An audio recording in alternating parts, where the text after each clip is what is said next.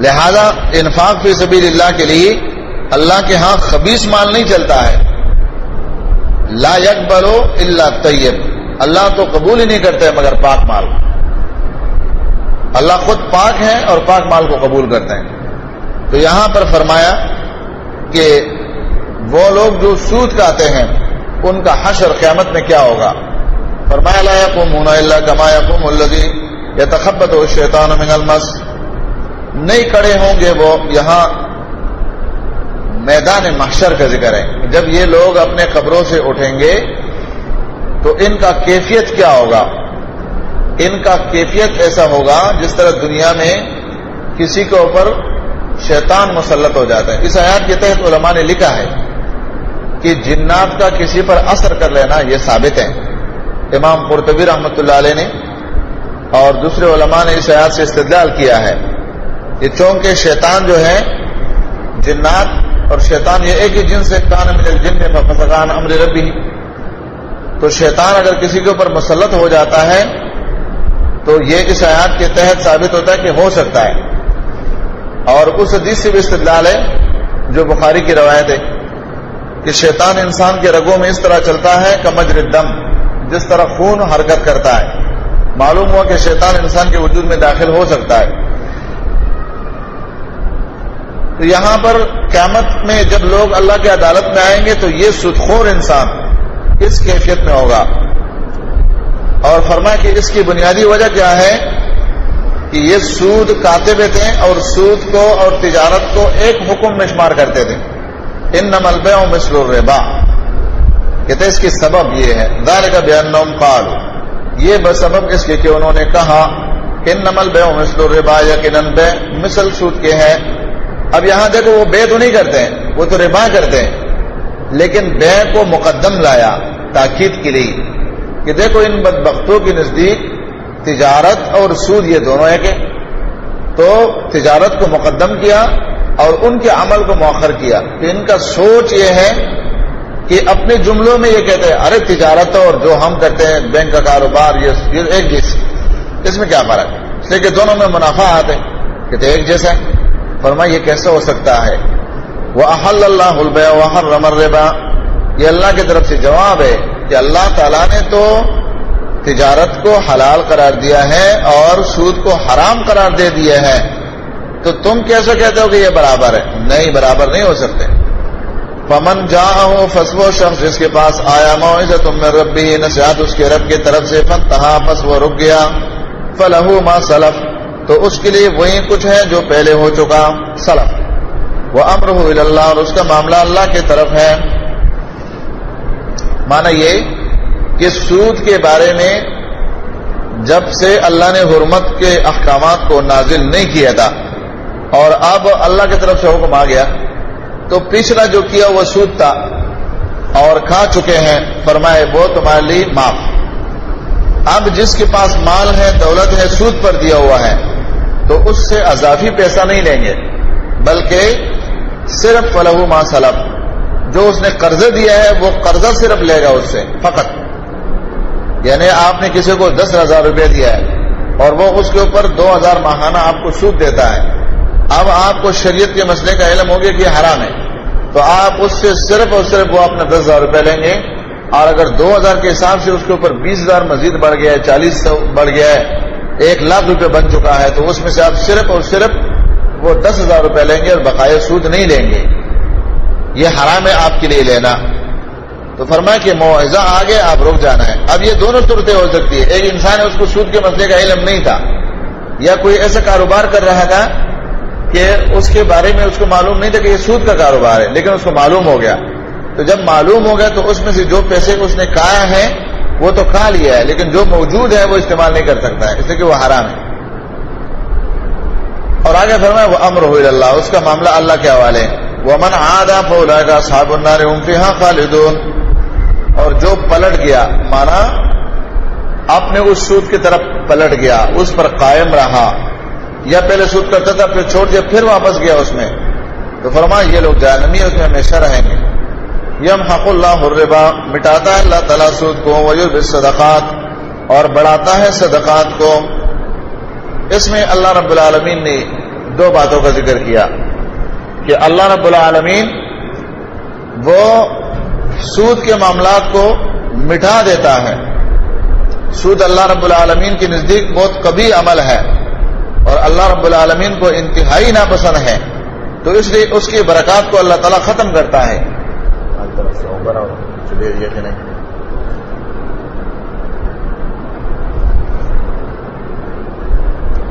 اور آگے فرمایا کہ وَيُرْبِ الصَّدَقَاتِ، صدقات کو اللہ بڑھاتا ہے.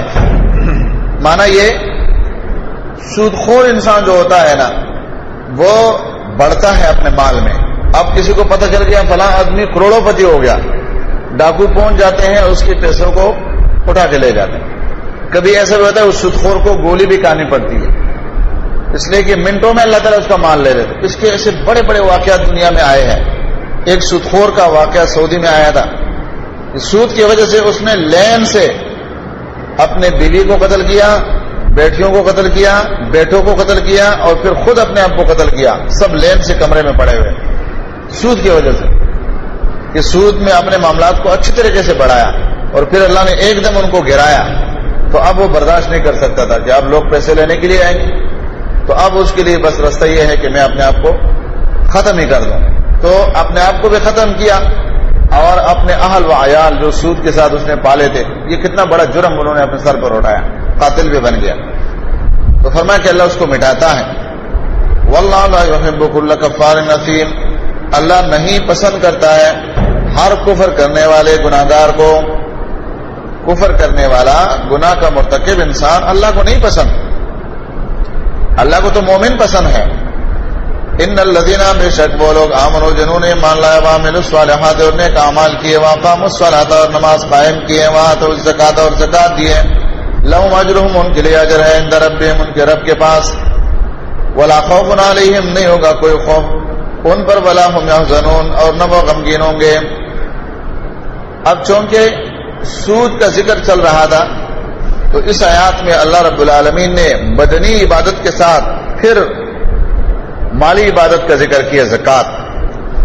کہ زکات دو، اس کے ساتھ مال پاک ہوتا ہے. نماز کے ساتھ زکات، پر ان کے لیے اجر ہے، وہ خوف سے امن میں ہوں گے، غم سے محفوظ ہوں گے. یا ایھا الذین آمنوا، ایمان والو، اتقوا اللہ، ڈرو اللہ تعالیٰ سے، وذروا، اور چھوڑ دو، ما بقی من الربا، جو باقی ہیں سود میں سے، ان کنتم مؤمنین، اگر ہو تم مومن. خطاب اللہ نے کیا کہ یہ جو یہود ہے، نصارہ ہے، ان کے تو رگ اور ریشے میں سود بھرا ہوا ہے، لیکن ان کے جو اعمال تمہارے اندر منتقل ہو چکے ہیں یا دور جہالت میں سے آ گئے ہیں، اب تم اپنی تطہیر کرو. چونکہ جیسے پہلے میں نے بتایا تھا یہ مدنی صورت ہے اور ابتدائی صورت ہے مدینے میں، تو چونکہ وہاں مسلمانوں کا ایک خلافت اسلامی ریاست قائم ہونے والا تھا، تو ہر اسلامی ریاست کے لیے یہ بنیادی چیزیں ہوتی ہیں کہ معاشرے کے افراد، ان کا کھانا، ان کا پینا، ان کا صدقات، ان میں غریبوں کے معاملات، مالداروں کے معاملات، ان کے اچھی طریقے سے تزکیہ ہو. یہ نہیں ہو سکتا ہے جس طرح لوگ کہتے ہیں نا کہ جناب خلافت چاہیے ہم کو، خلافت کے نعروں کے لیے بڑے بڑے جھنڈے اٹھا لیے اور خلافت خلافت، جیسے کہ لوگ جمہوریت کے نعرے لگاتے ہیں. ارے اللہ کے بندو، پہلے قرآن سے سیکھو کہ خلافت کیسے آتے ہیں. اب ایک زمین ہے، اس کو بنایا جاتا ہے گندم کے تخم کے لیے، ایک زمین ہے اس کو بنایا جاتا ہے مکائی کے تخم کے لیے، مانا بیج کے لیے، اور ایک زمین ہے کہ اس کو بنایا جاتا ہے، اس کی کاشتکاری ہوتی ہے، وہ یہ جو افیم ہوتا ہے افیم کے فصل کے لیے. اب ہر زمین، ایک زمین ہے اس گنے کے لیے تیار کیا جاتا ہے. اب یہ ایسا نہیں ہو سکتا ہے کہ جس زمین کو تم نے گنے کے لیے تیار کیا ہے تم اس کے اندر افیوم کا فصل ڈالو. افیوم کا جو بیج ہے وہ اتنا باریک اس کا دانہ، آپ نے دیکھا ہوگا اس کا تخم کتنا باریک ہے، انتہائی باریک. دکانوں میں جو اس کا تخم بکتا ہے لوگ کھاتے ہیں، کھانے کی چیز ہے وہ حلال، اس میں نشہ نہیں ہے، تو اس کا تخم انتہائی باریک ہوتا ہے. وہ اگر معمولی سے پتھر کے نیچے آ جائے تو اس کا پودا نہیں نکلتا ہے. لیکن گنے کے لیے آپ کیسے زمین بنائیں گے؟ اچھے خاصے اس میں پانی ہو، اور اس کو بالکل گارے کے اندر ڈالو، یا اسی طرح جو ہے چاول کا فصل ہے، اب ہر ایک فصل کے لیے زمین کو بنانا پڑتا ہے. اب زمین کو اس حساب سے بنائیں گے تب جا کے وہ تخم، وہ فصل، وہ بیج نکلے گا. اسلام کے خلافت کے لیے اللہ تعالیٰ نے ایک قانون بنایا ہے کہ جب تک اس کے لیے ایسی زمین تیار نہیں ہوگی تو خلافت کا پودا اس میں نہیں نکلے گا. وہ کیسا ہے؟ وہ سورۃ نور میں اللہ نے بیان کیا ہے کہ وہ وعد اللہ الذین آمنوا وعملوا الصالحات لَيَسْتَخْلِفَنَّكُمْ، کہ وہ ایمان لائیں گے اور پھر ان کا معاشرہ صالح اعمال سے بھرا ہوا ہوگا، تو تب جا کے ان میں خلیفہ اٹھاؤں گا. یہ کیسا ہو سکتا ہے کہ تم زمین جو ہے وہ کسی کام کی نہیں ہے، تم اس میں خلافت کے پودے لگاؤ؟ خلافت موعود چیز ہے، اس کا اللہ نے وعدہ کیا ہے، اور موعود چیز کے لیے شرائط ہوتا ہے کہ میں تو آپ سے وعدہ کرتا ہوں، میرے آپ سے وعدہ ہے، لیکن اس کے ساتھ یہ شرط، آپ سے کل 8 بجے ملوں گا، لیکن کب ملوں گا؟ جب 8 بجے رات کو آپ مجھے فون کر کے بتا دے، یا صبح مجھے 8 بجے فون کرے کہ میں 8 بجے آ رہا ہوں، تب میں ملوں گا. اگر آپ نے فون نہیں کیا میں نہیں ملوں گا. تو آپ نے فون نہیں کیا اور 8 بجے آپ پہنچ گئے تو میں ملوں گا؟ نہیں ملوں گا. میں نے کہا تھا 7 بجے فون کرنا. تو خلافت موعود ہے کہ یہ اللہ کا وعدہ ہے، یہ کام تم نے کرنا ہے اور خلافت میں نے قائم کرنا ہے. اب ہم کہتے ہیں کہ یہ کام ہم نے نہیں کرنا ہے، تم اپنا کام کرو. ایسا نہیں ہوگا، یہ موعود چیز ہے. تو یہاں پر میں یہ ذکر کر رہا تھا کہ چونکہ مدنی صورت ہے، اس میں اللہ رب العالمین نے معاشرے کے اندر اسلامی انقلاب کا جو پودا گاڑنا ہے اس کے لیے وہ اصول بتایا ہے کہ نماز کا قیام ہے، زکوٰۃ کا دینا ہے. یہ ساری چیزیں کرو گے تب جا کر کے تمہارے اندر ایک اسلامی ریاست قائم ہوگا اور یہود نصارہ کا کمر ٹوٹ جائے گا. تو چونکہ یہاں پر فرمایا کہ ایمان والو سود کو چھوڑ دو، تمہارے اندر پرانا عمل اگر کسی میں ہے تو اس کو چھوڑ دو. ان کنتم مومنین، اگر ہو تم مومن. ایمان اس کے لیے شرط ہے، کوئی بھی گناہ ہو اس کے چھوڑنے کے لیے یہ بہترین آلہ ہے کہ وہ انسان ایمان کو پختہ کر دے تو گناہ سے خود بخود وہ رک جاتے ہیں.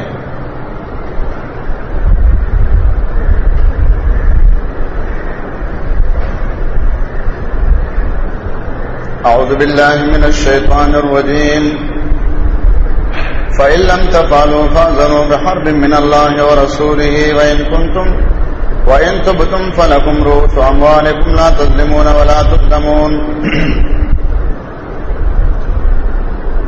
ان آیتوں میں اللہ رب العالمین تیزی دے رہا ہے نیک اعمال کے کرنے پر اور نافرمانیوں سے بچنے پر. پہلے والی آیات میں فرمایا ایھا الذین آمنوا اتقوا اللہ وذروا ما بقی من الربا، اے ایمان والو اللہ سے ڈر جاؤ اور جو سود میں سے باقی ہے اس کو چھوڑ دو. کسی کے پاس سود کا کوئی عمل باقی ہے چھوڑ دو. صحابہ نے جب یہ آیتیں سن لی تھی بہت ڈر گئے تھے. ایک صحابی کے بارے میں آتا ہے کہ اس نے کسی کو کوئی چیز دے دیا 800 قیمت پر، اور اس سے واپس نقد میں 600 پر لیا، ادارے میں 800 پر. اس کو عائشہ رضی اللہ عنہا نے اطلاع دیا کہ یہ سود ہے، یا تو اس کو یہ 200 روپیہ مزید دے دو تاکہ وہ 800 برابر ہو جائے. مانا ادار پر 800 کا لیا، نقد پر 600 کا بیچا. تو عائشہ نے فرمایا رضی اللہ عنہا کہ یہ سود کا طریقہ ہے، یہ مت کرو، یا تو یہ چیز واپس کرو یا اس کو 800 پورا دے دو. انہوں نے فوراً وہ پیسے پورا کر دیے. ابھی ہمارے ہاں تو معاشرے میں کیا ہے، یہ قسطوں کا کاروبار، اس پر علماء نے بہت کچھ لکھا ہے، جائز ناجائز کی مختلف صورتیں. لیکن اس کے اصل روح کو اگر دیکھا جائے تو معاشرے کے اندر بہت بڑا فتنہ ہے یہ، اور سود کی قسموں میں سے ایک قسم ہے. ان لوگوں کا سود کا یہ طریقہ ہے جس طرح یہ بینک والے ہیں نا، ان کا طریقہ کار کیا ہے کہ اگر آپ مہینے میں ادا کریں گے تو ٹھیک ہے، نہیں ادا کریں گے تو آپ کے پیچھے پیسے بڑھ جائیں گے. جیسے بل آتے نا، بل اگر آپ نے پہلے تاریخ کو ادا کیے تو ٹھیک ہے، 2 تاریخ کو ادا کرو گے تو 200 اضافی دینا پڑے گا. سود کے مختلف طریقے ہیں ان کے پاس، تقسیم کیا ہوا ہے. تو قسطوں والوں کا صرف یہ ہے کہ انہوں نے اس میں فرق کیا ہے. یہ چیز 1 لاکھ روپے کا نقد میں ہے، اسی کو آپ ادار میں لیتے ہیں تو 1.5 لاکھ ہے یا 1.25 لاکھ ہے. اب پھر وہ ادار میں بھی تقسیم ہے کہ اچھا یہ آپ لیتے ہیں 1.5 لاکھ کا، کتنا قسط دیں گے؟ 5,000 قسط دیں گے. اگر آپ 5,000 نہیں 2,000 قسط دیں گے تو وہ 1.5 لاکھ والا 2 لاکھ کا ہو جائے گا. آپ کے قسط بڑھانے سے اس کا قیمت کم ہوئے گا، آپ کی قسط گھٹانے سے اس کا قیمت بڑھے گا. سود کی قسم ہے بالکل، کیونکہ یہاں صرف اتنا فرق ہے کہ وہ بتاتے تھے دور جہالت میں کہ جناب آپ نے پہلے 1 مہینے کے ادارے پر چیز دیا ہے، اب 1 مہینے میں پیسے نہیں دیے تو وہ کہتے تھے اتنے بڑھ گئے. اچھا دوسرے مہینے میں دیں گے، دوسرے مہینے میں نہیں دیا تو 2 مہینے ہو گئے، اتنے بڑھ گئے. مہینے میں وہ لوگ سود کو بڑھاتے تھے. اب یہ کیا کرتے، صرف پہلے سے طے کر لیتے. شکل وہی ہے کہ اگر یہ 1 لاکھ روپیہ کی چیز ہے، یہ ادار پہ لینا ہے، ادار کی شکل کیا ہوگی، آپ کتنے قسط دیں گے وہ حساب لگاتے ہیں کہ میرے پیسے 5 سال میں یہ 1.5 لاکھ روپے نکل آئے گا. اگر وہ دیکھتے ہیں کہ نہیں آپ 10,000 قسط نہیں دے سکتے، اچھا کتنا دے سکیں گے؟ 3,000 میں وہ تقسیم کرتے ہیں کہ اچھا میرے پیسے تو 10 سال کے بعد مل جائیں گے. اسی حساب سے وہ قیمت بڑھاتے ہیں. صرف یہاں پر اس میں فرق یہ تھا کہ یہ لوگ پہلے سے طے کر لیتے اور اس کو ٹکڑوں میں تقسیم کر لیتے. وہ لوگ اسی وقت بڑھاتے تھے کہ مہینے کے بعد نہیں آؤ گے تو اتنا دیں گے. یا یہ جو بینک والے ہیں ان کا بھی یہ طریقہ ہے کہ اگر آپ نے اس وقت پیسے نہیں دیے تو اتنا بڑھ جائے گا، اتنا مہینے میں نہیں دیا اتنا بڑھ جائے گا. کھرا صاف ستھرا سود ہے. تو یہ مختلف شکلیں ہیں. یہاں تک کہ نبی صلی اللہ علیہ وسلم کی حدیث سے یہ ثابت ہوتا ہے کہ اگر تم نے کسی مقروض شخص کو، یعنی ایک شخص قرضدار ہے وہ آپ سے پیسے مانگ کر لے گیا ہے، وہ تحفہ لاتے ہیں آپ کے لیے تحفہ، تو وہ تحفہ لینا بھی سود ہے. یہ بات اچھی طریقے سے ذہن میں ڈالو. صحیح حدیث سے ثابت ہے کہ مثلا ایک شخص ہے اس نے آپ کو 10,000 روپیہ قرض دیا ہے. اب پہلے آپ نے نہ اس کو تحفہ دیا نہ آپ نے اس کو کوئی تحفہ تحائف دیا نہ انہوں نے دیا ہے. اب وہ جب آپ اس کے مقروض ہو گئے، قرضدار ہو گئے، اب آپ گاؤں سے آتے ہیں، جس طرح دیہاتی لوگ آتے ہیں، وہ جناب اپنے ساتھ گھی لے کر آ رہے ہیں، یہ جناب وہ اپنے ساتھ جو ہے نا چتے کا شہد لے کر آ رہے ہیں. کس کے لیے؟ فلاں صاحب کے لیے. ارے پہلے ایسے کیے ہیں، اگر پہلے ایسے کیے تمہارا اس کے ساتھ دوستی چل رہی ہے تو ٹھیک ہے، لیکن اگر قرض ہو جانے کے بعد اب یہ معاملہ تم کرتے ہیں تو یہ اس قرض کا سود ہے. پھر اللہ کے نبی نے فرمایا ایسا ہدیہ تحفہ لینا ناجائز ہے. اور ایک اور چیز اللہ کے نبی کے حدیث سے ثابت ہوتا ہے کہ اگر آپ کسی کے اوپر کوئی صدقہ کرتے ہیں، مطلب جس کو ہدیہ کہہ دو، آپ کسی کو کوئی چیز تحفتاً ہدیتاً دیتے، لیکن آپ کی نیت میں کیا ہے کہ یہ مالدار آدمی ہے یا یہ جو ہے نا فلاں جگہ جانے والا ہے کہیں سفر پر، وہاں سے اس کے بدلے میں کوئی اچھا تحفہ مجھے دے دے گا، تو اس کو بھی نبی علیہ الصلوۃ والسلام نے سود کے زمرے میں ڈالا ہے. یہ سود میں حرام میں آ جائے گا، کیونکہ قرآن میں کیا ہے؟ وَلَا تَمْنُنْ تَسْتَكْثِرْ. کسی پر احسان اس لیے کرنا کہ اس کا تمہیں دگنا بدلہ مل جائے. تو شریعت نے اسے منع کیا ہے. تم کسی کو ہدیہ دیتے تو دے دو، اس نیت پر نہیں کہ یہ مجھے دے گا. ہاں وہ دیتے ہیں، جب دے گا تو وہ جانے تو کام جانے، نہیں دیتے تو آپ نے ہدیہ دیا، اور ہدیہ جو ہے وہ صدقہ ہے، اس کا اجر ملتا ہے چاہے مالدار کو یا غریب کو. یہاں پر اللہ رب العالمین نے تنبیہ کی فَإِن لَمْ تَفْعَلُوا، اگر تم نے ایسا نہیں کیا فَأْذَنُوا بِحَرْبٍ مِّنَ اللَّهِ، تو خبردار ہو جاؤ. کس چیز کے لیے خبردار ہو جاؤ؟ مانا جنگ کے لیے. بحرب من اللہ، اللہ کے ساتھ جنگ کے لیے، ورسولہ، اور اس کے رسول کے ساتھ. اللہ کے ساتھ، اس کے رسول کے ساتھ جنگ. جب نبی علیہ السلام زندہ تھے تو وہ تو جنگ میں شریک ہوتے تھے، اب دنیا سے چلے گئے تو اللہ اور رسول کے ساتھ جنگ کیا ہے؟ مخالفت، قرآن اور حدیث سے ٹکراؤ، اور اس کے نتیجے میں پھر معصیت ہے. اس معصیت میں پھر نتیجہ کیا ہوگا؟ قیامت کے دن رسول بھی تمہارے خلاف گواہ ہوگا اور اللہ تمہیں عذاب دے گا. وَإِن تُبْتُمْ، اگر تم توبہ کر لو، فَلَكُمْ رُءُوسُ أَمْوَالِكُمْ، تو تمہارے لیے اصل مال ہے، رأس المال، حقیقی مال جو تمہارا ہے وہ تمہیں مل جائے گا. لا تظلمون ولا تظلمون، نہ تم کسی پر ظلم کرو اور نہ تم ظلم کیے جاؤ گے. معنی یہ کہ اگر تم کسی پر زیادتی نہیں کرو گے تو تمہارے اوپر بھی زیادتی نہیں ہوگی، معنی تمہیں عذاب بھی نہیں ملے گا. دنیا میں کسی آفت میں بھی اللہ تمہیں گرفتار نہیں کرے گا، بچ جاؤ گے۔ وَإِن كَانَ ذُو عُسْرَةٍ فَنَظِرَةٌ إِلَىٰ مَيْسَرَةٍ۔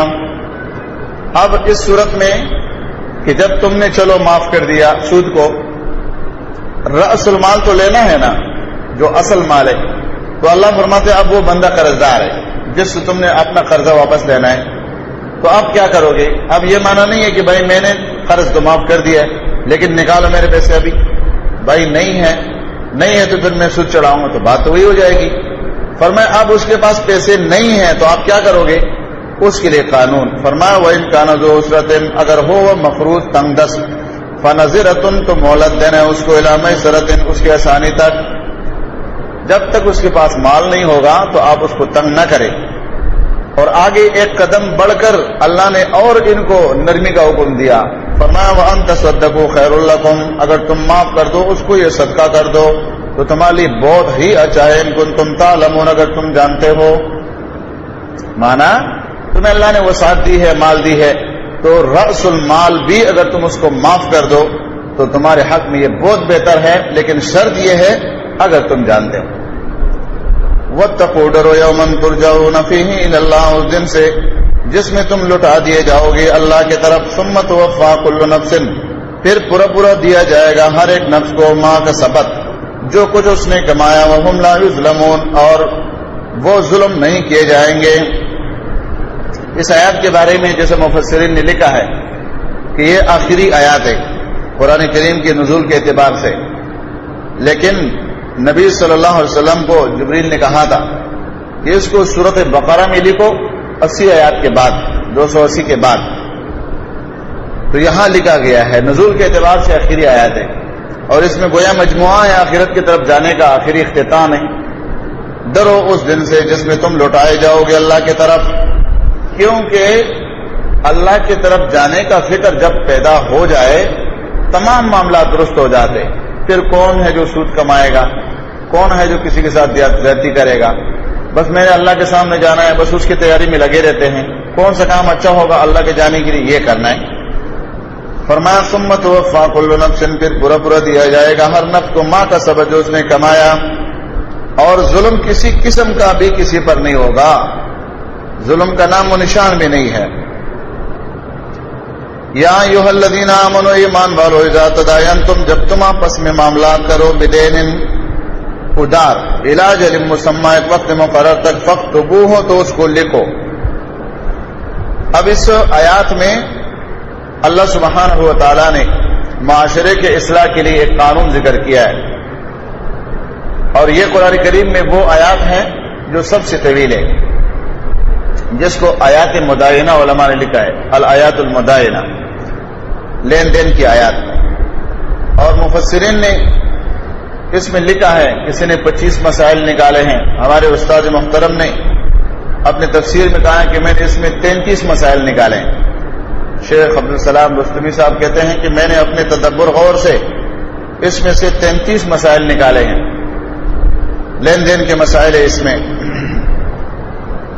فرمایا کہ اے ایمان والو، اذا تداینتم، جب تم آپس میں معاملات کرو، بدین، ان قرض کے ساتھ، الی اجل مسمى، ایک وقت مقرر تک، فاکتبوہ، تو لکھ لو اس کو، کیونکہ پہلے ہم نے معاملات پڑھ لیے نا، سود سے بچنا ہے، قرضدار کو مہلت دینا ہے، تو اب اس میں معاشرے کے اندر لین دین ادار کا بھی ہوگا، جائز کاروبار، فرمایا اس کو لکھو۔ وَلْيَكْتُبْ بَيْنَكُمْ، چاہیے کہ لکھ لے تمہارے درمیان، کاتب، ان کو لکھنے والا، بالعدل، انصاف کے ساتھ۔ لین دین کی لکھنے کا حکم یہ اس صورت میں جب ادارہ ہو، ادار لین دین، اور درمیان میں کاتب کا ذکر کیا، کاتب کو چاہیے کہ وہ تمہارے درمیان میں لکھے۔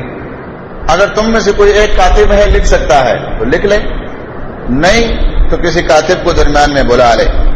وَلَا يَأْبَىٰ كَاتِبٌ، انکار نہ کرے لکھنے والا، أَن يَكْتُبَ، یہ کہ وہ لکھے، كَمَا عَلَّمَهُ اللَّهُ، جیسے کہ اس کو اللہ نے سکھایا ہے، مانا جس کو اللہ نے لکھنے کا علم دیا ہے اور اس کے لکھنے کا کسی کو ضرورت ہو، کسی دو بندوں کے بیچ میں لکھنے کتابت کی ضرورت پیش آئے تو اس کاتب کو انکار نہیں کرنا چاہیے۔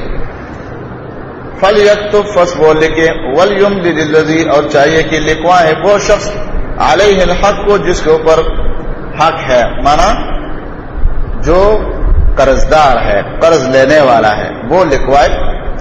وَلْيَتَّقِ اللَّهُ چاہیے کہ ڈرے اللہ تعالیٰ سے، ربہ جو اس کا رب ہے. کہتے اس لکھنے میں بھی اللہ کا خوف ملحوظ خاطر ہو. ایسا نہیں کہ لکھنے میں کوئی ایسا اشارہ چھوڑ جائے کہ یہ دو بندے پھر آپس میں لڑ پڑے. نہیں، لکھنے میں بھی اللہ کا خوف ضروری ہے کہ عدل کے ساتھ لکھے، جو صحیح جملے ہیں وہ لکھے. وَلَا يَبْخَسْ مِنْهُ شَيْئًا اور نہ کم کرے اس میں سے کچھ بھی. مانا یہ کہ جو کچھ لکھنا ہے وہ مکمل لکھے. یہ نہیں کہ جس طرح ہوتے ہیں نا بعض اوقات انسان معاملات کرتے ہیں، یار اس کے لکھنے کی کیا ضرورت ہے، یہ تو معمولی چیز ہے، کوئی مسئلہ نہیں ہے. بعد میں کیا ہوتے ہیں، وہی دو افراد کہتے ہیں، وہ ایک کہتے ہیں وہ فلاں چیز بھی تو بیچ میں تھا، وہ کہتے ہیں لکھا کیوں نہیں ہے، کہتے ہیں یار میں نے کہا یہ تو ویسے زبان یاد ہوگا. دوسرا کہتے ہیں یار چھوڑو معمولی چیز تھا. تیسرا کہتے ہیں نہیں بابا وہ تو بہت کچھ تھا. اس معمولی چیز کو جھگڑے کا سبب بنا لیتے. تو بھائی جس چیز سے بھاگنا تھا کہ لڑائی نہ ہو جائے، وہ لڑائی کے بیچ میں پخ کیوں چھوڑتا ہے؟ تو اس لیے فرمایا کہ شیئن، معمولی سے معمولی چیز ہو، نکرہ بیان کیا تو وہ بھی لکھ لو تاکہ کسی کو بات کرنے کی ضرورت نہ پڑے. فَإِنْ كَانَ الَّذِي پس اگر ہو وہ شخص علیہ الحق ہو جس کے اوپر لکھنے کا حق ہے، سفیہن بے وقوف نہ سمجھ، او ضعیفن یا ضعیف ہو، او لا یستطیع ان یمل یا وہ طاقت نہیں رکھتا ہو یہ کہ وہ لکھوائے، ہوا وہ خود، فلیملل فس چاہیے کہ لکھوائے ولی ہو اس کی طرف سے کوئی ولی اختیار مند، بالعدل انصاف کے ساتھ. مانا یہ کہ لین دین جو دو بندوں کے بیچ میں ہوتا ہے اس میں سے ایک سفیہ ہے، نہ سمجھ، بے عقل یا ضعیف ہے. ایسا ہوتا ہے نا کہ بھائی کسی کا مکان ہے یا زمین ہے، پلاٹ ہے، کوئی چیز ہے، وہ بیچنے کا قابل ہے، لیکن جو بیچنے والا ہے وہ چھوٹا بچہ ہے، مانا اس کی طرف سے خریداری اور فروخت ہو رہا ہے، تو اس کی طرف سے اس کا ولی لکھے گا نا. یا جس کی چیز کو بیچا یا لیا جاتا ہے وہ نہ سمجھ ہے، بے وقوف ہے، لیکن وہ چیز لینے دینے کا ہے، ان کے جو رشتہ دار ہیں، وارث ہیں، سمجھدار لوگ ہیں جو ان کی کفالت کر رہے ہیں، ان کو سنبھالتے ہیں. اللہ فرماتے ان کو آگے آنا چاہیے کہ وہ اس لکھائی میں خود بیٹھ جائے اور لکھوائے. اور ساتھ میں فرمایا بالعدل، انصاف کے ساتھ. واستشہدوا شہیدین، گواہ بناؤ دو، من رجالکم تمہارے مردوں میں سے. کم اس نے فرمایا کہ مسلمان ہو، کافروں کے شہادت کی کوئی حیثیت نہیں ہے. شہادت کے لیے بالغ ہونا، مسلمان ہونا، عادل ہونا، اور یہ شرطیں ہیں. اور کسی طرف کا اگر معاملہ جھگڑے فساد کا ہے تو اس میں کسی ایک فریق کے جانب نہ ہونا، کہ وہ کسی ایک جانب کی طرف نہ ہو. اور جس کے بارے میں وہ شہادت دیتا ہے وہ شہادت اس کے اپنے فائدے میں نہ آتا ہو، یا وہ شہادت اس کے مخالف کے فائدے میں نہ جاتا ہو جو اس کے لیے اس سے یعنی ایک جانب میں کوئی مسئلہ آ رہا ہے اس میں. تو یہ تقریباً 8 شرائط ہیں شہادت کے، وہ اس آیات کے تحت علماء مفسرین نے لکھا ہے. 8 شرائط، وہ شرطیں سارے اس میں موجود ہو. فرمایا فَإِن لَّمْ يَكُونَا رَجُلَيْنِ پس اگر نہ ہو دو آدمی، شہادت کے لیے 2 آدمی میسر نہیں ہے. بعض اوقات ہوتے آدمی میسر نہیں ہے، موجود نہیں ہے. فَرَجُلٌ وَامْرَأَتَانِ پس ایک آدمی اور 2 عورتیں، ممن ان لوگوں میں سے ترضون من الشہداء جن کو تم پسند کرتے ہو گواہوں میں سے. اب دیکھیں یہاں ایک تو ان لوگوں پر رد ہے جو عورت کو مرد کے ساتھ ہر معاملے میں برابر کرتے ہیں. اللہ فرماتے ہیں نہیں یہ برابر، 2 عورتیں ایک مرد کے شہادت میں مقابلے میں آئے گی. اور پھر اس کی وجہ کیا ہے؟ یہ وجہ پھر علماء مفسرین نے لکھا ہے اور ثابت ہے صریح حدیث سے کہ نبی علیہ الصلوۃ والسلام نے ناقصات کہا کہ عورتیں ناقص ہیں، عقل میں ناقص ہیں، دین میں ناقص ہیں. صحیح بخاری کی روایت. مردوں کے مقابلے میں ناقص ہونا اور بات ہے، عورتوں کا اپنا جو صف ہے اس میں کامل اعلیٰ درجے کا اپنے تفاوت ہے. اور پھر اس میں بعض عورتیں وہ جو درجات میں مردوں سے بھی بہت آگے ہیں، جس کا ذکر آگے سورۃ آل عمران میں مریم کا آ رہا ہے، یا امت میں آسیہ کا، یعنی سابقہ امتوں میں، یا ہماری اس امت میں فاطمہ اور عائشہ رضی اللہ عنہا کا خدیجہ الکبریٰ کا، یہ پھر خاص خواتین ہے، وہ عام خواتین کے ساتھ اور مردوں کے مساوی کے برابر میں نہیں ہوتے. یہ یہاں پر فرمایا، اور یہ رد ہے جمہوریوں پر کہ وہ مرد کے ووٹ کو عورت کے ووٹ کو برابر سمجھتے ہیں. یہاں تک کہ علامہ فہامہ اور محدث کے ووٹ اور عورت کے ووٹ، عورتوں میں بھی نجس قسم کی عورت، فحاش اور جس کو گویا کہے، جس کو جو بھی آپ الفاظ کہہ دیں، اس کا ووٹ اس کے ساتھ برابر ہو. یہ شریعت کی بالکل منافی اصول ہے.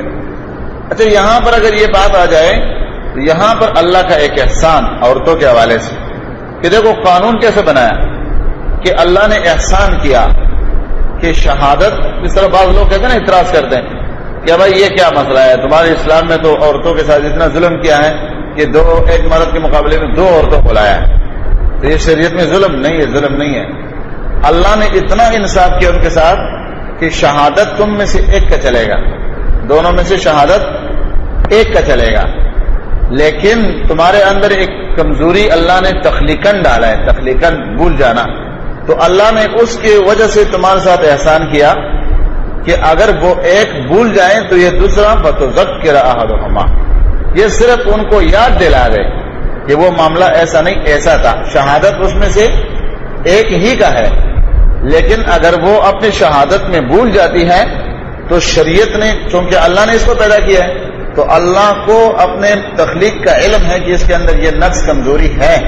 اس کمزوری کو مد نظر رکھتے ہوئے اللہ تعالیٰ نے ساتھ میں دوسری خاتون کو ملایا کہ یہ اگر اپنی شہادت کو بھول جاتی ہے تو آپ ان کو یاد دلا دے تاکہ اس کی وہ کمزوری اس کے ساتھ دور ہو جائے. اور یہاں یہ بات بھی کہ شہادت ان کی صحیح ہے جس کی شہادت پر تم راضی ہو. ماضی ہوتے ہیں نا بعض لوگ کہ بھائی اس شخص کو ہمارے درمیان میں گواہ نہیں بناؤ، کیوں؟ یہ شرارتی ہے. کل ہمارے درمیان میں کوئی شرارت کرے گا، کہے گا میں نہیں، ایسا نہیں، ایسا ہوا ہے، تو ہم کو لڑا دیں گے. ایسے آدمیوں کو بیچ میں شہید بناؤ، گواہ بناؤ، جس کو تم سمجھتے ہو یہ دیندار ہے، پرہیزگار ہے، متقی ہے، اللہ کے لیے شہادت دے گا، ٹھیک ہے، اس کو شہید بناؤ، یہ گواہی دے. فرمایا ان تذلہ احداہما، یہ کہ بھول جائیں ان دونوں عورتوں میں سے ایک، فتذکرات تو یاد دلا دے گی احداہما الاخری، ان دونوں میں سے دوسری والی اس کو یاد دلا دے گی، باقی شہادت اس ایک کی ہوگی. ولا یأبی الشہداء، انکار نہ کرے گواہ، اذا ما دعوا، جب وہ بلائے جائیں، جب وہ شہادت کے لیے اختلاف کے وقت جھگڑے کو ختم کرنے کے لیے بلائے جائے تو وہ آنے سے انکار نہ کرے بلکہ وہ شہادت کے لیے حاضر ہو جائے. وَلَا تَسْأَمُوا أَن تَكْتُبُوهُ صَغِيرًا أَوْ كَبِيرًا إِلَىٰ أَجَلِهِ، فرمایا وَلَا تَسْأَمُوا، اور اکتاہٹ تم محسوس مت کرو. یعنی سام کا معنی ہوتا ہے انسان بور ہو جانا، چھوڑ دو یار یہ معمولی چیزیں چھوڑو، یہ اتنا سارا چیزیں لکھنے ہیں، اس کو بیچ میں لکھنے کی کیا ضرورت ہے. نہیں، فرمایا وَلَا تَسْأَمُوا، اکتاہٹ محسوس مت کرو تم، ان تکتبوہ، ہو جائے کہ تم لکھو، صغیراً چھوٹا سا معمولی سا چیز، او کبیراً یا بہت بڑا چیز، الی اجلہ ایک وقت مقرر تک. اس سے یہ بھی ثابت ہوتا ہے کہ اگر کوئی معاملہ چھوٹا ہے تب بھی لکھو، معاملہ بڑا ہے تب بھی لکھو. یہ نہیں یہ تو چھوٹا سا معاملہ ہے، اس کو لکھنے کی کیا ضرورت ہے. نہیں، یہ چھوٹے سے معاملے میں کل کو پھنس جاؤ گے اور وہ پھر بہت بڑے معاملے میں تبدیل ہو جائے گا. اس لیے فرمایا صغیر اور کبیر کا پرواہ مت کرو، اگر چیزیں لکھنے کے ہیں اس میں چھوٹا بڑا سب لکھو، اور اگر کوئی معاملہ ہے تو اس معاملے میں چھوٹا بڑا معاملہ سب لکھو. اس لیے کہ وہ چھوٹے معاملے سے بھی جب اختلاف پیدا ہوتا ہے تو بہت بڑے نقصانات پیدا ہوتے ہیں. اس لیے فرمایا صغیر اور کبیر کا پرواہ کیے بغیر سب لکھو.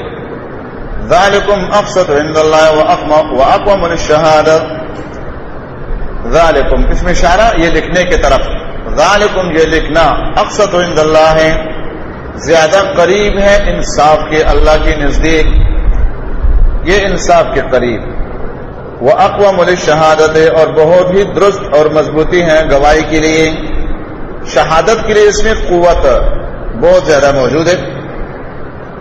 وَأَدْنَىٰ، اور قریب ہے کہ اللہ ترتابو، تم شک میں نہ پڑو، کیوں؟ شہادتوں میں شک تو ہو سکتے ہیں نا، لیکن اب یہ کاتب ہے، کاتب نے اپنی کتابت پیش کیا، بھائی میں بیچ میں بیٹھا ہوا تھا، یہ میں نے لکھا، یہ میرا تحریر ہے، دیکھو. تو اگر وہ جو شہادت دینے والے ہیں وہ بھول گئے ہیں، انسان بھول جاتے ہیں، بھولنے کی صورت میں ان کو اپنی یہ کتابت بھی جب دیکھیں گے، ہاں اس وقت بالکل ہمیں یاد آ گیا، یہی کچھ ہے، تصدیق ہو جائے گی. تو فرمایا اقوم الشہادہ، اور وہ ادنا اللہ ترتابو، اس بات کے زیادہ قریب ہے کہ تم شک میں نہ پڑو، لکھنے کی وجہ سے تم شک سے نکل جاؤ گے. الا ان تکون تجارتن، مگر یہ کہ ہو تم تجارت کرنے والے، حاضرتن، ہاتھ و ہاتھ، مانا نقد و نقد. تو دیرونہا، لیتے دیتے ہو تم اس کو، بینکم، آپس میں، فلیس علیکم جناح اللہ تکتبوہا، پس نہیں ہے تمہارے اوپر کوئی گناہ کہ تم نہ لکھو اس کو.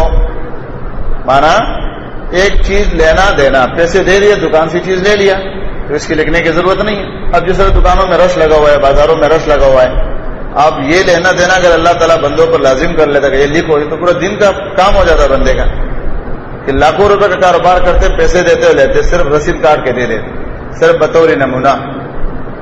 لیکن ہر چیز کا رسید بھی ضروری نہیں ہوتا ہے.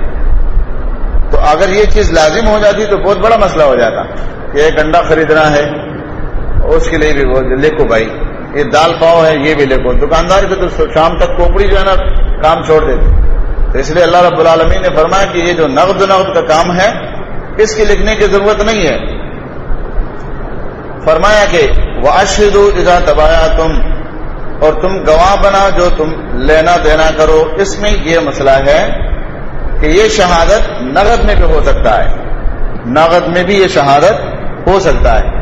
کوئی کسی کے اوپر مکان بیچتا ہے، زمین کے معاملات ہے، کوئی دکان، کارخانہ یا اور کوئی چیز، تو دو گواہوں کو بیچ میں بٹھا دیتے، بھائی یہ ہمارا سودا ہو گیا، یا ہم نے لکھ دیا آپس میں، اتنے پیسے میں نے دے دیے اور اتنے میں کل دے دیتا ہوں، یا سب دے دیے، یہ چیز میں نے ان سے لے لیے، کل کو میرے اس چیز پر کسی کا دعویٰ نہیں ہوگا، بیچ میں گواہ بنا دیا. تو فرمایا کہ وَأَشْهِدُوا إِذَا تَبَايَعْتُمْ وَلَا يُضَارَّ، نہیں نقصان پہنچایا جائے گا کاتب کو، ولا شہید، اور نہ گواہ کو. ہوتے نا کہ بھائی دو آدمیوں کا آپس میں لین دین ہے، بیچ میں کوئی گواہ ہے، اب وہ کوئی شخص اس میں مکر گیا ہے، ظلم کا ارادہ کیا ہے، تو وہ گواہ کے پیچھے پیغام بھیجتا ہے کہ بھائی ہمارا آپس میں مسئلہ ہونے والا ہے، تم بیچ میں نہیں آنا، اس لیے کہ تم گواہ بنو گے نا، بیچ میں آ گئے تو تمہارا سر نہیں ہوگا. تو اللہ فرماتا ہے کہ کسی کو ضرر دینا یہ تو اللہ کے قانون کے خلاف ہے، شریعت کے خلاف ہے. ولا یضار کاتب ولا شہید، نہ تو کاتب کو ضرر پہنچایا جائے گا اور نہ گواہ کو. یہ شرعاً ان کا حق ہے اور ان کو تکلیف پہنچانا شریعت کے خلاف. فرمایا وَإِن تَفْعَلُوا، اگر تم نے ایسا کیا فَإِنَّهُ فُسُوقٌ بِكُمْ، یقیناً یہ نافرمانی، یہ گناہ تمہارا ہوگا. مانا یہ گناہ تمہارے ساتھ پیوست ہو جائے گا، اس گناہ کے ساتھ تم منسلک ہو جاؤ گے. یعنی گواہ یا کاتب کو اگر تکلیف تم میں سے کسی نے پہنچایا تو اللہ کی نزدیک اس گناہ کے تم مستحق بن گئے، اللہ کے نافرمان بن گئے. واتقوا اللہ، ڈرو اللہ تعالیٰ سے. تمام معاملات کو ہم پڑھتے جا رہے ہیں تو اس کے اخیر میں ہم یہ پڑھتے واتقوا اللہ واتقوا اللہ، اس لیے کہ اس کے بغیر نہ دنیاوی معاملات صحیح چل سکتے ہیں، نہ عبادات صحیح چل سکتے ہیں، نہ حقوق العباد صحیح چل سکتے ہیں، نہ حقوق اللہ عباد صحیح چل سکتے جب تک اس میں تقوی، اللہ کا خوف نہ ہو. فرمایا واتقوا اللہ، ڈرو اللہ تعالیٰ سے. وَيُعَلِّمُكُمُ اللَّهُ، تعلیم دیتا ہے تمہیں اللہ تعالیٰ. وَاللَّهُ بِكُلِّ شَيْءٍ عَلِيمٌ، اللہ تعالیٰ ہر چیز کا علم رکھنے والا ہے، وہ خوب جانتے ہیں. معنی یہ کہ یہ جو اللہ تعالیٰ نے تمہیں نظام بتایا کہ معاملات اس طرح لکھو، اس طرح کرو، یہ کیوں کیا؟ کیا اللہ رب العالمین کو ان معاملات کا علم نہیں ہے؟ اللہ کو اچھے طریقے سے معاملات کا علم ہے.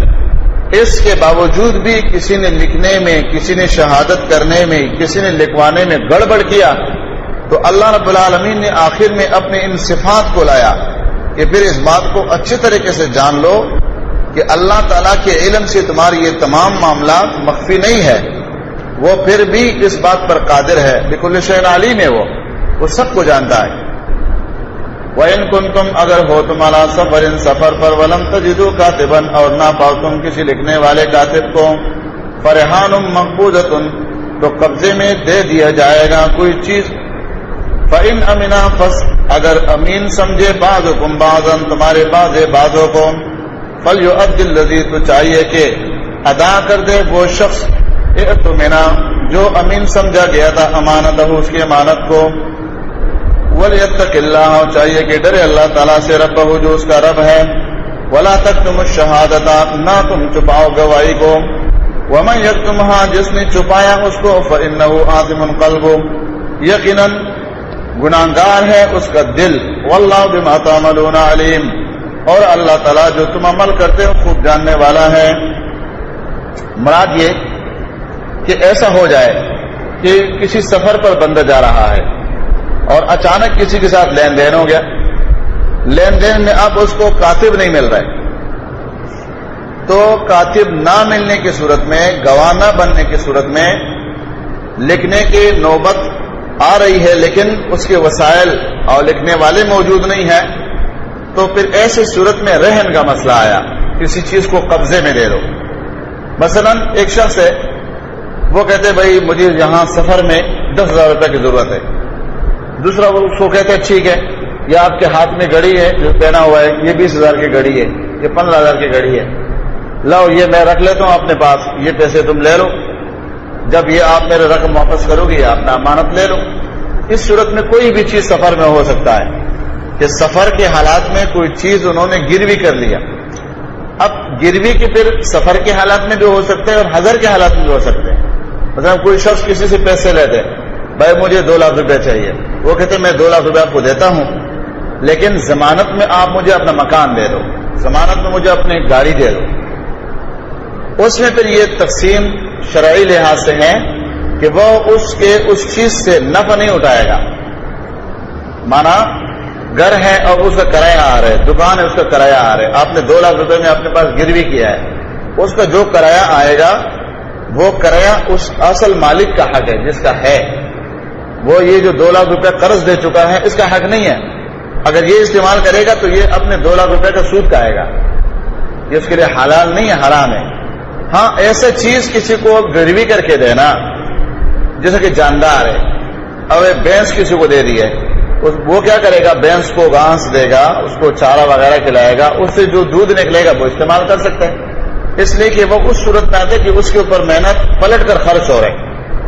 یا پھر کسی نے زمین لے لی ہے گروی میں، اب اس نے 10 لاکھ روپے قرض دیا ہے، اب اس میں جو زمین ہے اس میں وہ کاشتکاری کر رہے، فصل ڈال رہے، اب اس میں سے جو آمدنی آ رہی ہے بچت، اس کے لیے قانون یہ ہے کہ یہ اس میں جتنا محنت کر رہا ہے، مانا 20,000 روپے کا اس نے محنت کیا ہے، بیج ڈالا ہے، کھاد ڈالا ہے، ٹریکٹر چلایا ہے، اب وہ جو فصل آ گیا ہے یہ اپنا محنت اور مشقت کے پیسے اس میں سے نکال دے، جو بچت اس میں آ گئے وہ بچت اس شخص کے اس 10 لاکھ روپے میں سے کاٹے گا، اس لیے کہ یہ زمین اس کی ہے، اس کی آمدنی اس کی ہے۔ یہ نہیں ہو سکتا ہے کہ 10 لاکھ روپے بھی اس کے سر پر قرضہ رہے اور اس زمین سے یہ لاکھوں روپے کی آمدنی بھی اٹھائے، یہ سود میں آئے گا۔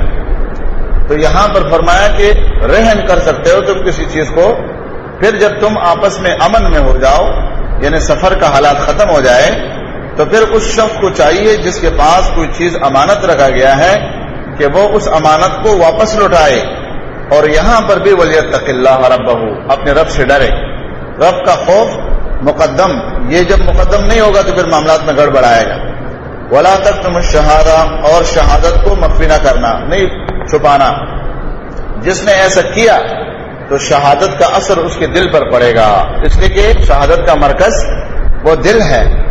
فرمایا واللہ بما تعملون علیم، اور اللہ تعالیٰ جو تم عمل کرتے اس کو خوب جانتا ہے۔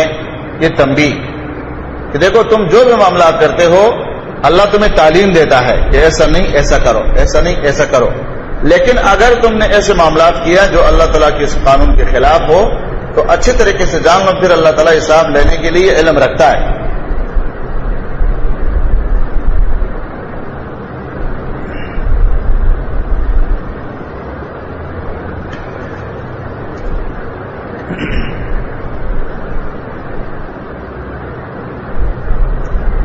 للہ ما فی السماوات وما فی الارض وان تبدوا ما فی انفسکم او تخفوه یحاسبکم به اللہ فیغفر لمن یشاء ویعذب من یشاء واللہ علی کل شیء قدیر. اللہ ہی کے لیے ہے جو کچھ آسمانوں میں زمینوں میں ہے. وَإِن تُبْدُوا اگر تم ظاہر کرو ما فی انفسکم جو تمہارے نفسوں میں ہے او تخفوه یا چھپاؤ اس کو یحاسبکم به اللہ حساب لے گا تم سے اس کا اللہ تعالی. فیغفر پس معاف کر لے گا لمن یشاء جس کے واسطے وہ چاہتا ہے. وہ یعذب اور عذاب دے گا من یشاء جس کو وہ چاہے گا. واللہ علی کل شیء قدیر اللہ تعالی جس پر قادر ہے. اس آیات کے نزول کے بعد چونکہ محاسبے کا ذکر ہے پہلے ہم نے پڑھ لیا معاملات صحیح کرو. معاملات صحیح نہیں کرو گے تو اللہ علیم ہے, اللہ خبیر ہے, اللہ بصیر ہے. تو اللہ رب العالمین نے یہاں پر محاسبے کا ذکر کیا کہ اللہ رب العالمین تم سب سے محاسبہ کرے گا. تمہارے ظاہر اور باطن سب اللہ رب العالمین کو معلوم ہے, اس سے کسی کی بچاؤ نہیں ہو سکتا ہے. یہاں پر اللہ رب العالمین نے فرمایا کہ اللہ کے لیے خاص ہے ملکیت آسمانوں و زمینوں کی, اور اس صورت میں یہ توحید کا چوتھے مرتبہ عنوان کا تکرار ہے. پھر یا ایھا الناس اعبدوا ربکم الذی خلقکم, پھر آگے فرمایا الہکم و الہ واحد, پھر آگے فرمایا وسع کرسیہ السماوات والارض. یہاں پر فرمایا کہ للہ ما فی السماوات وما فی الارض. 4 مقامات پر اللہ تعالیٰ نے اپنے توحید کے دعوے کو اس صورت کے عنوان کے اعتبار سے ثابت کیا ہے.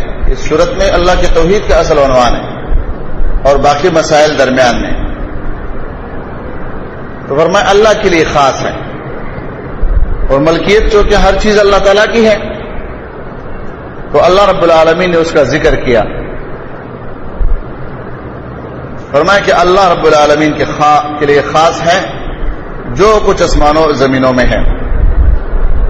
اور اس آیات کے نازل ہونے کے بعد جیسے کہ مشہور ہے صحابہ کرام بعض صحابہ نے یہ سمجھا کہ دل پر جو خیال گزرے گا اللہ تعالیٰ اس کا حساب لے گا.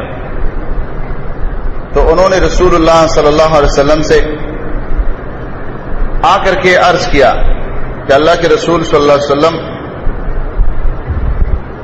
اللہ رب العالمین نے جو احکامات ہم پر ڈالے ہم اس پر عمل کرتے رہیں, لیکن اب جو یہ مسئلہ ہے یہ تو بہت مشکل ہے کہ دل میں خیال آ جائے اس کا بھی اللہ حساب لیں یحاسبکم بہ اللہ. تو یہ تو بہت مشکل ہے.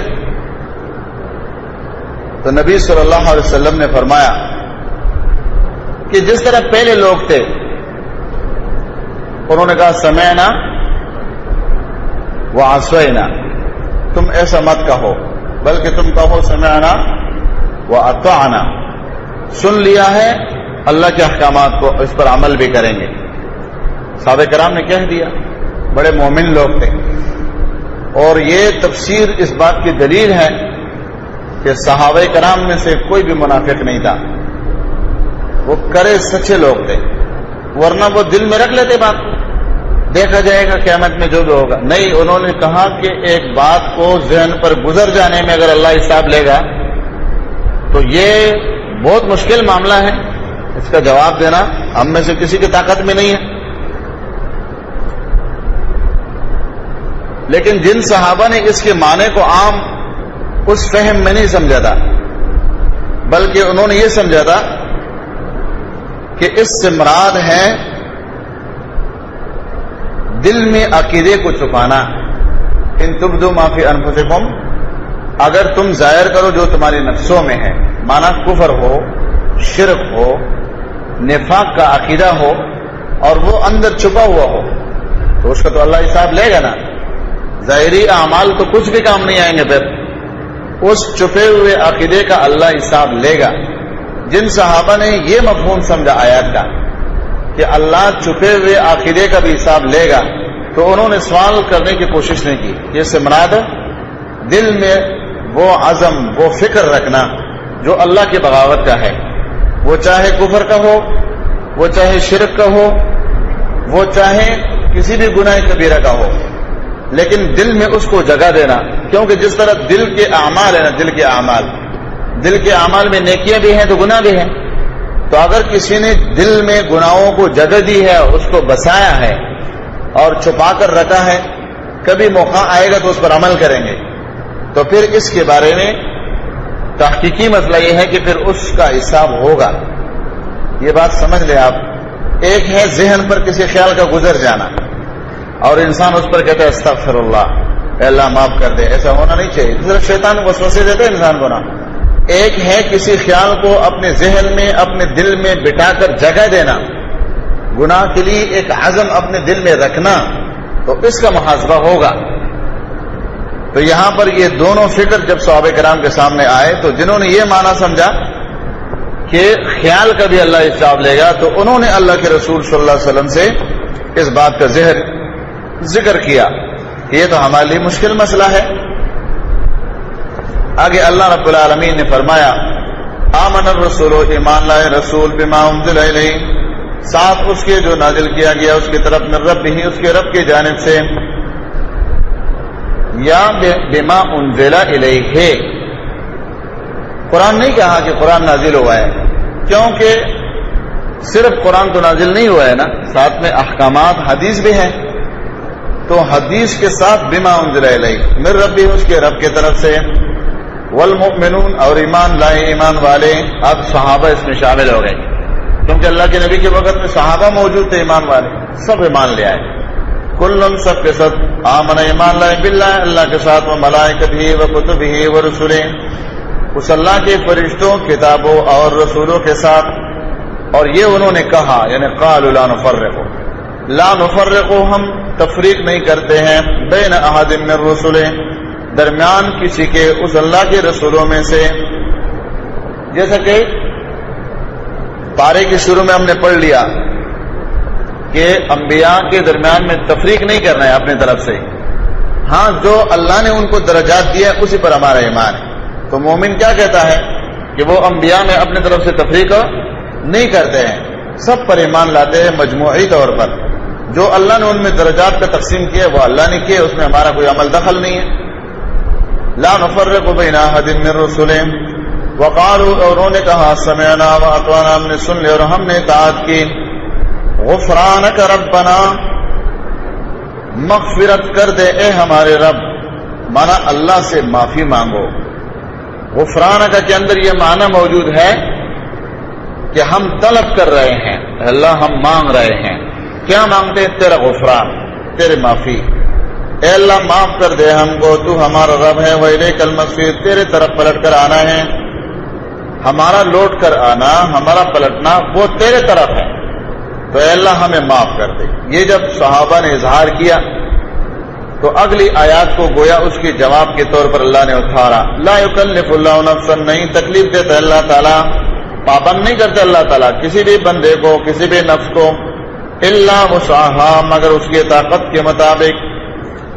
اب جو لوگ اللہ کے اسلام کا اقرار بھی کرتے ہیں کہ بھئی مسلمان ہیں، اور پھر دین کے کسی مسئلے پر عمل بھی نہیں کرتے، اور وہ کہتے ہیں ہمارے بس میں نہیں ہے، تو یہ قرآن کی آیات کے صریح خلاف ہے.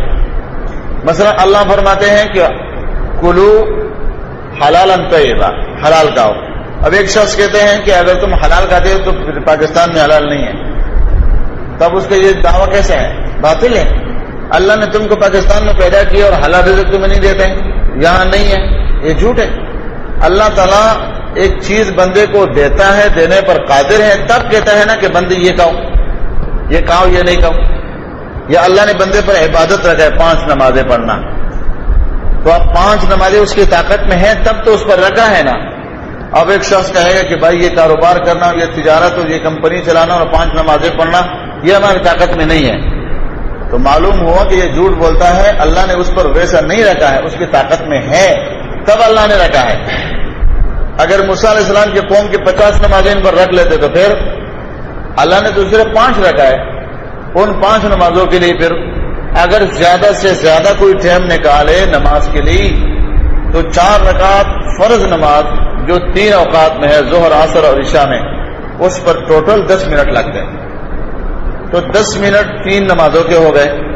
فجر کے آپ 10 منٹ لگا لیں تو یہ آپ کے ہو گئے 40 منٹ، اور اس کے ساتھ آپ مغرب کا 10 منٹ لگا لیں تو آپ کے ہو گئے 50 منٹ. اس کو 1 گھنٹہ کر لیں، 60 منٹ کر لیں. تو 60 منٹ اگر 24 گھنٹوں میں 1 گھنٹہ آپ کی نمازوں کا ہوا تو 23 گھنٹے آپ کے پاس بچ گئے نا. تو یہ کیسا ہو سکتا ہے کہ ایک شخص کہتا ہے کہ یہ 5 نمازیں پڑھنا یہ تو ہمارے بس سے باہر ہے، یا اس قسم کی اور عبادات جو لوگ اس کے لیے قیل و قال کرتے ہیں. اللہ فرماتے ہیں کہ یہ ان لوگوں کی غلطی ہے، اس لیے کہ اللہ تعالیٰ کسی بھی بندے پر وہ چیز نہیں ڈالتے جو اس کی طاقت میں نہیں ہے. زکوٰۃ اللہ نے فرض کیا ہے تو جس کے پاس زکوٰۃ ہوگا دے گا، جس کے پاس نہیں ہے تو اللہ نہیں مانگے گا اسے. حج اللہ نے فرض کیا ہے، لیکن جب ایک انسان کے پاس پیسے نہیں ہے تو وہ حج نہیں کرے گا تو اللہ اسے نہیں پوچھے گا، جیسے کہ پیسے نہیں ہے. اور جو بھی عمل کسی بندے پر آتا ہے اور اس کی وہ طاقت نہیں رکھتے، اللہ فرماتے قوموا، اللہ کے لیے کھڑے ہو جاؤ. اچھا ایک شخص کی قیام کی طاقت نہیں ہے تو اللہ تعالیٰ نے کیا فرمایا؟ وقعودا، بیٹھ جاؤ. بیٹھ کر نماز پڑھنے کی طاقت نہیں ہے تو کیا فرمایا؟ وعلی جنوبہم، کروٹ کے بل پڑھو. لیکن بچنا نہیں ہے تم نے، جتنا تمہارا طاقت ہے وہ تو تم نے کرنا ہے نا. تو فرمایا لا یکلف اللہ نفسا الا وسعها. پھر اللہ رب العالمین نے آگے 2 تقسیم کیا، ایک نیک عمل کے لیے اور ایک برے عمل کے لیے. لہا ما کسبت، اس کے لیے وہ ہے جو اس نے کسب کیا، یہ نیکیوں کی طرف اشارہ ہے. وعلیہا، اور ہوگا اس نفس پر مکتسبت، جو اس نے کمایا. وبال، اس کا اسی پر ہوگا، اجر اس کا اسی کے لیے ہوگا. ربنا، اے ہمارے رب، لا تؤاخذنا، نہ پکڑنا ہم کو، ان نسینا، ہماری بھول پر، او اخطأنا، ہمارے خطا پر. ایک انسان ہے بھول کر کوئی عمل کر لیتا ہے تو جیسا حدیث میں آتا ہے نبی علیہ السلام فرماتے ہیں میری امت سے اللہ تعالیٰ نے نسیان کے گناہ کو اٹھا لیا ہے. رفع القلم عن الثلاثہ، اس میں سے ایک بھول ہے، ایک سوئے ہوئے انسان کا حال ہے. فرمایا او اخطأنا، یا ہمارے خطا سے مراد غلطی کر جائے. انسان ایک نیک کام کر رہا تھا لیکن غلطی سے وہ گناہ کی طرف چلا گیا، وہ کام غلطی ہو جانا. ربنا، اے ہمارے رب، ولا تحمل علینا، نہ ڈالنا ہم پر، اسرا، ایسا باری وزن، ایسا بوجھ، کما حملتہ، جیسا تو نے ڈالا تھا علی الذین من قبلنا، ان لوگوں پر جو ہم سے پہلے گزرے ہیں. پہلے لوگوں پر اللہ نے ڈالا ہے نا. پیچھے ہم نے پڑھا عنوان کہ اللہ تعالیٰ نے بنی اسرائیل کو کہا کہ تم نے ہفتے کے دن شکار نہیں کرنا ہے، اور پھر کیا کیا؟ مچھلیوں کو سمندر سے غائب کر دیا اور ہفتے کے دن ان کو دکھایا. تو اب ان کا خوراک ہی مچھلی، اب مچھلی سمندر میں نہیں ہے، صرف ہفتے کے دن ہے. تو یہ اللہ نے ان کو بوجھ ان پر ڈالنا تھا کہ اس کو برداشت ہی نہ کر سکے. کیوں؟ یہ قیل و قال کرنے والے ہیں، تو اللہ نے ان کو ذلیل کرنا مقصود تھا. اللہ تعالیٰ ان کے اوپر ایسا بوجھ ڈال رہے تھے کہ وہ اٹھا نہ سکے، اس لیے کہ ان کے گناہوں کے سزا کے طور پر اللہ ان کو یہ دینا چاہ رہا تھا. تو یہاں پر ایک مومن دعا کرتا ہے کہ اللہ ہم پر ایسا بوجھ مت ڈالو جس کو ہم اٹھا نہ سکے. ربنا، اے ہمارے رب، ولا تحملنا، نہ اٹھوا ہم سے، ما، وہ جو لا طاقت لنا، جس کی ہم طاقت نہیں رکھتے، بھی اس کے اٹھانے کے. ایسے کام، ایسے عمل ہم سے کروانا، اٹھوانا کہ جس کی ہم طاقت ہی نہ رکھتے ہو. واعف عنا، درگزر فرما ہم پر. واغفر لنا، معاف کر دے ہمیں. وارحمنا، رحم کر دے ہم پر. انت مولانا، تو ہمارے لیے کارساز ہے، تیرے علاوہ ہمارا کوئی کارساز ہے ہی نہیں. فانصرنا، ہماری امداد فرمانا، علی القوم الکافرین، کافر قوم پر. نبی صلی اللہ علیہ وسلم نے ان آخری 2 آیتوں کے بارے میں فرمایا. صحیح بخاری کی روایت ہے کہ اگر کوئی شخص رات کو سوتے وقت یہ 2 آیتیں پڑھ لے آمن الرسول سے تو اس کے لیے کیا فائدہ ہوگا؟ فرمایا ساری رات کی عبادت کا اجر ملے گا اس کو، ساری رات کی عبادت کا اس کو اجر ملے گا، جس طرح گویا اس نے رات کو تہجد ادا کی ہے. تو ان 2 آیتوں کے پڑھنے میں کتنا ٹائم لگتا ہے؟ ٹوٹل منٹ خرچ نہیں ہوگا. اور نبی صلی اللہ علیہ وسلم نے ان دونوں آیتوں کے فضائل کے بارے میں فرمایا تھا کہ مجھے اللہ رب العالمین نے سورۃ فاتحہ اور سورۃ بقرہ کے خواتین یا آخری آیتیں ایسے آیتیں دی ہیں جو سابقہ کتابوں میں کسی کتاب میں نہیں ہے، اور بہت ساری اس کی فضائل اور بیان کیے ہیں۔ اس سورت کے بعض خصوصیات